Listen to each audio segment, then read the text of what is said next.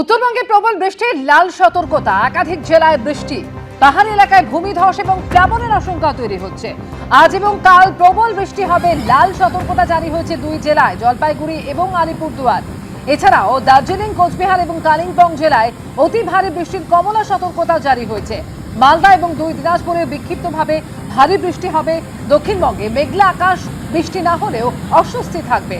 মঙ্গলবার ভারী বৃষ্টির সম্ভাবনা রয়েছে দক্ষিণবঙ্গে।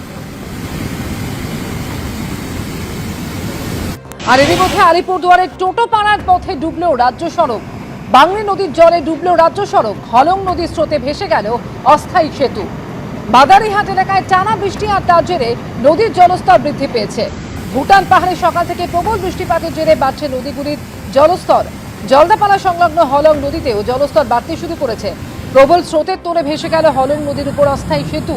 আর জলপাইগুড়িতেও জেলা জুড়ে সকাল থেকে প্রবল বৃষ্টি শুরু হয়েছে।